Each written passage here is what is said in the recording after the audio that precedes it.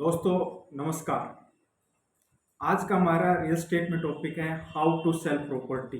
अपनी पुरानी प्रॉपर्टी को आप कैसे बेचें, क्यों बेचें और कब बेचें, ये पॉइंट हम डिस्कस करने वाले हैं। काफ़ी इंटरेस्टिंग टॉपिक है, आपको बहुत कुछ जानने को जो विजडम फुल है मिलेगा।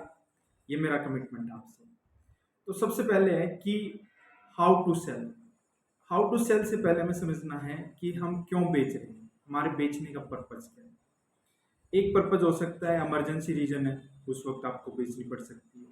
दूसरा हो सकता है कि आपने किसी पर्पज से प्रॉपर्टी ली थी, अब वो पर्पज आपका फुलफिल हो गया। तीसरा रीजन ये भी हो सकता है कि वहाँ से आपको ज़्यादा कैपिटल एप्रिसिएशन नहीं मिल रहा है, कि आपकी जो एक्सपेक्टेशन थी वहाँ पे इतनी ग्रोथ नहीं मिली है, आपको लगता है नेक्स्ट जगह पर आपको ज़्यादा ग्रोथ मिल सकती है।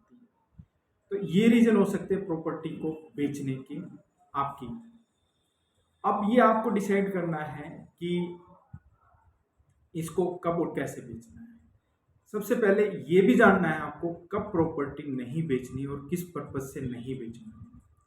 आप कोई बिजनेस स्टार्ट करना चाहते हैं, अपना नया बिजनेस सेटअप करना चाहते हैं, उस वक्त प्रॉपर्टी ना बेचें। उसके पीछे रीजन है, आपने बिजनेस किया, आपका बिजनेस नहीं चला, फ्लॉप हो जाता है, उस वक्त आपकी प्रॉपर्टी भी जाती है, पैसे भी जाते हैं और आपके पास कुछ नहीं होता।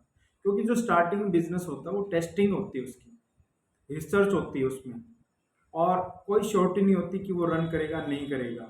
उसको आप दूसरे तरीके से रन कर सकते हैं, अपने फर्स्ट लर्निंग से, स्मॉल स्मॉल इन्वेस्टमेंट से।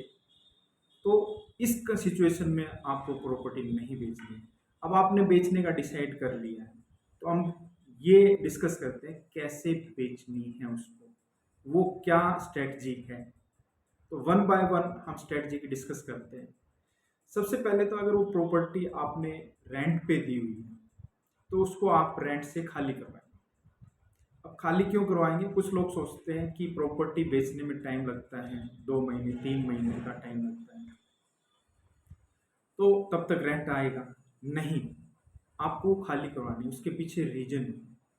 आप प्रॉपर्टी खाली करवाते हैं तो उसको दिखाने में आपको सहूलियत रहती है, आप इजीली दिखा सकते हैं, डीलर को चाबी दे सकते हैं। जो एक्सेस होती है वो कस्टमर की वो बढ़ जाती है, डिपेंड नहीं रहती है। रेंट पे जो रहता है उसकी अपनी इमोशंस होती है, वहाँ से वो अटैचमेंट हो जाती है। वो नहीं चाहता, उसके अपने कुछ पैरामीटर्स है कि मैं 6 महीने में, 1 साल में, 2 साल में खाली करूँगा। लेकिन आप उसको बोलते हैं कि हम कभी भी बेच सकते हैं, तो वो एक फियर फैक्टर में रहता है, उसके अंदर एक अनसर्टिनिटी रहती है। जब भी कोई देखने आता है वो एक बार दो बार दिखाता है, लेकिन जैसे बार बार लोग आते हैं तो वो अपने आप को अनकंफर्टेबल महसूस करते हैं, क्योंकि उसकी अपनी लाइफ है, प्राइवेसी है, फैमिली है, वो रिलेशनशिप में रहता है, अपनी मदर फादर के साथ रहता है, वाइफ के साथ रह सकता है, घर पे कैसी भी सिचुएशन होती है। एक डीलर के 5 6 10 लोग आते हैं, एवरी वीक आते हैं, देखने को आते हैं, वो अपने आप को अनकंफर्टेबल महसूस कर सकते हैं।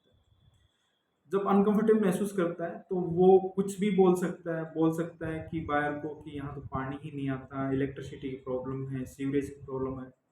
तो आपकी जो प्रॉपर्टी का बेचने का ड्यूरेशन है वो बढ़ जाता है, उसकी जो वैल्यू है वो डाउन हो जाती है। तो सबसे पहले आपको खाली करवाना है, आपने खाली करवाने का डिसीजन ले लेना है और तुरंत उसको खाली करवाना है। साथ में एक काम और करना आपको, कि आपने बेचने का डिसीजन लिया है, आपको ये भी डिसाइड कर लेना है कि आपको अब खरीदना क्या है, कहाँ खरीदना है। क्योंकि बेचने में टाइम लगता है और प्रॉपर्टी बिक भी जाती है, उसके बाद पैसा आ जाता है एक लार्ज अमाउंट में। तब ये नहीं पता होता कि अब करना क्या है। तो हम क्या है, कुछ भी खरीद लेते हैं, कहीं भी खरीद लेते हैं, या वो पैसा किसी थर्ड पर्पज से यूज हो जाता है, सेकंड पर्पज से यूज हो जाता है और आप में पैसा भी नहीं बच पाता। तो आपको ये भी डिसाइड कर लेना है कि क्या खरीदना है इसकी जगह पे, ताकि आपका एसेट्स के बदले आपका एक नया एसेट्स क्रिएट हो जाए और आपको ये भी महसूस हो कि आपकी नेक्स्ट इन्वेस्टमेंट इससे बेहतर इन्वेस्टमेंट है। अब तो हमने बात की कि खाली करवाने के बाद, उसके बाद आपको समझना है कि आपकी प्रॉपर्टी की एक्चुअल वैल्यू क्या है। आपकी वैल्यू है, अब आपको प्रॉपर्टी की वैल्यू कौन बताएगा कि रियल वैल्यू क्या है मार्केट में। इसके दो तरीके हो सकते हैं, एक डीलर के थ्रू कर सकते हैं, दूसरा आप वैल्यूएशन करवा सकते हैं। वो कैसे किया जाता है, सबसे हम बात करते हैं वैल्यूएशन की। जो बैंक के में होम लोन करते हैं उनके कुछ लीगल एडवाइजर होते हैं, वैल्यूएटर होते हैं, वो प्रॉपर्टी का वैल्यूएशन करते हैं कि इस एरिया में इस प्रॉपर्टी की ये वैल्यू है। वो फीस चार्ज करते हैं, 5 से 6 हज़ार के बीच में फीस चार्ज करते हैं। तो आप उनसे अपनी प्रॉपर्टी का वैल्यूएशन ज़रूर करवाएं, ताकि आपको पता लग जाए कि आपकी प्रॉपर्टी की एक्चुअल वैल्यू क्या है। सपोज कीजिए उन्होंने आपकी प्रॉपर्टी की वैल्यू 1.2 CR दी है, तो समझ जाइए कि आपकी प्रॉपर्टी की एक्चुअल मार्केट वैल्यू 1.3 प्लस है CR। अगर आपने वैल्यूएशन नहीं करवाया तो आप किसी से डीलर से पूछते हैं, बोलते हैं जी 1 करोड़ है। तो आपके माइंड में तो ये है, क्योंकि आप रेगुलर प्रॉपर्टी खरीदते नहीं है, बेचते नहीं है, आपने 20 साल 30 साल पहले लिया था, तो आपको तो मालूम नहीं है। दूसरा क्या है वैल्यूएशन करवाने का तरीका, आप किसी डीलर के थ्रू पता कीजिए। और वो पता कैसे करना है, आप बोलिए कि उस डीलर को अपने रिश्तेदार को भेज दीजिए, अपने फ्रेंड को भेजिए, मुझे इस एरिया में प्रॉपर्टी खरीदनी है, यहाँ पे खरीदनी है और इसको मैं पसंद कर रहा हूँ। तो वो बताते हैं उसको उसकी वैल्यू 1.25 CR।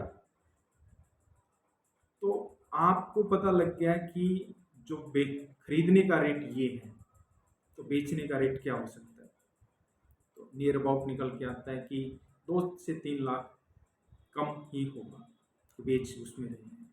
तो आपको इन दो तरीके से आपकी प्रॉपर्टी की एक्चुअल वैल्यू पता लग गई है। अब आपका माइंडसेट क्लियर है कि मेरी प्रॉपर्टी की ये वैल्यू है, आप धोखा नहीं खाएंगे।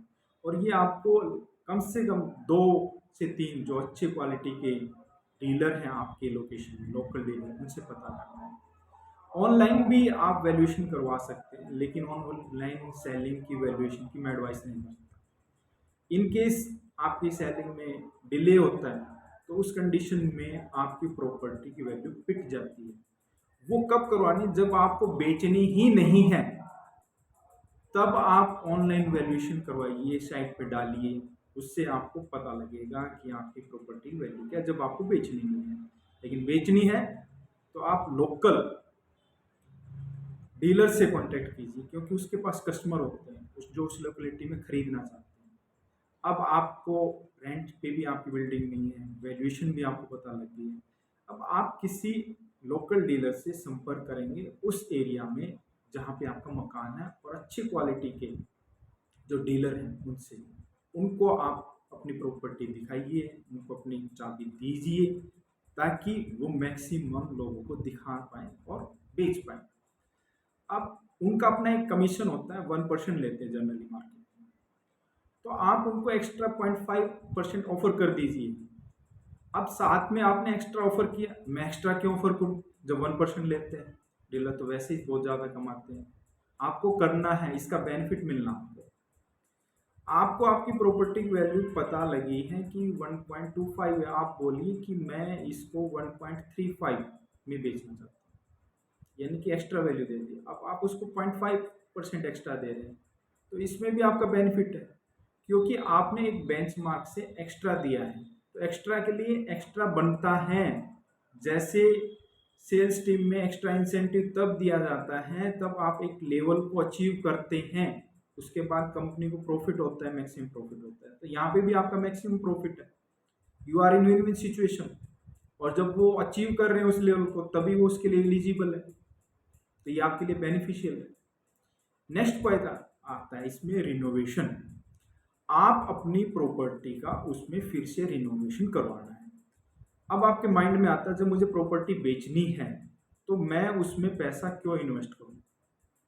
बात आपकी लॉजिकल है, लेकिन प्रैक्टिकल आप सोच के देखिए, जब आप कुछ खरीदते हैं, उस चीज़ को खरीदते हैं जो चीज़ पसंद आती है, और जब चीज़ पसंद आती है तो उसकी वैल्यू ज़्यादा होती है, तब भी हम खरीद लेते हैं।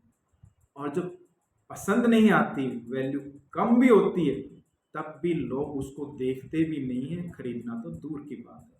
अब रिनोवेशन में आपको क्या करवाना है, अब जो टॉयलेट है उसकी टाइल्स हैं टूटी हुई है, आप उनको बदलवा दीजिए। सीट है उसको बदलवा दीजिए, क्योंकि वो पुरानी हो चुकी है, आप उसको वॉश करवाएंगे, क्लीन करवाएंगे, वो वैसा नहीं आ सकता। एक ब्रांडेड आप उसमें टॉयलेट सीट रखवा दीजिए। सीट पेंट है, ऐसा पेंट करवाइए जो लाइट कलर का है, जिससे कि मकान के अंदर ऐसा व्यू आए कि उसका एरिया ज़्यादा लगने लग जाए। कर्टेन है, कर्टेन को बदल दीजिए, वहाँ पे जंग आया हुआ है उनके पाइप्स में, उनको बदल दीजिए। माइनर माइनर जो छोटे छोटे चेंजेस हैं जिससे मकान के अंदर अपील आती है, लुक आती है फ्लैट के अंदर, वो सारे चेंज करवाने हैं आपको। अब टूटियाँ हैं, टूटियाँ भी खराब हो चुकी होती हैं, उनमें जंग लगा जो होता है, पानी नहीं आता, वो आपको बदलवा देनी है, वहाँ पे ब्रांडेड टूटियाँ लगवा दीजिए आप। इसमें आपकी जो इन्वेस्टमेंट होती है 1 लाख 2 लाख 3 लाख तक इन्वेस्टमेंट होती है। बेनिफिट क्या मिलता है आपको? बेनिफिट ये मिलता है, जो बायर होता है जब वो देखने आता है उसको एक न्यू की फील आती है, एक अपीयरेंस आता है कि फ्रेशनेस की, कि मैं खरीद रहा हूँ तो खरीद के बाद मुझे ये झंझट नहीं है कि फिर से इसमें काम करवाना है, बस मुझे तो शिफ्टिंग करनी है। अलमीरा है, अलमीरा की सनमाइका को आप चेंज करवा सकते हो, ऐसा लगे कि this is new home, brand new home. जब अपील फैक्टर बढ़ जाता है तो उसकी जो बिकने की संभावना है, उसका जो प्राइस लेवल है वो ऑटोमेटिकली 5 से 7% बढ़ जाता है। जो आपकी इन्वेस्टमेंट की आपने उसमें, उससे ज़्यादा ही मिलता है आपको, और जल्दी मिलता है। जो बेचने में 6 महीने लग जाते हैं वो प्रॉपर्टी 2 महीने में बिक सकती है। सोचिए कि आपने 1.3 CR का जो 2 महीने के अंदर बेच दी, 1 महीने में बेच दी, कितना इंटरेस्ट गेन किया, ये भी आपके लिए बेनिफिशियल है। तो आपको हर वो चेंजेस करवाने हैं जो जरूरी है और अपील फैक्टर को बढ़ाते हैं प्रॉपर्टी में आपको। तो ये सब आपको चेंज करवाना, रिनोवेशन करवाना उसके अंदर। अब आप देखेंगे कि आपकी जो प्रॉपर्टी है वो जल्दी बिकती है, अच्छे प्राइस पे बिकती है, और आपको पता होता है कि एक्चुअल वैल्यू क्या है और आप इसमें कितना गेन कर रहे हैं। इवन वो फील आता है कि अब आपको भी लगता है कि इस प्रॉपर्टी में मैं रह सकता हूँ। तो these factor increase the value of your property. ये वीडियो आपको कैसा लगा? अगर आपको अच्छा लगा तो इसको लाइक कीजिए। अगर आप चाहते हैं कि ऐसी वीडियो आपको देखने को और मिले तो इस चैनल को सब्सक्राइब कीजिए। Thank you for watching this video. Have a nice day.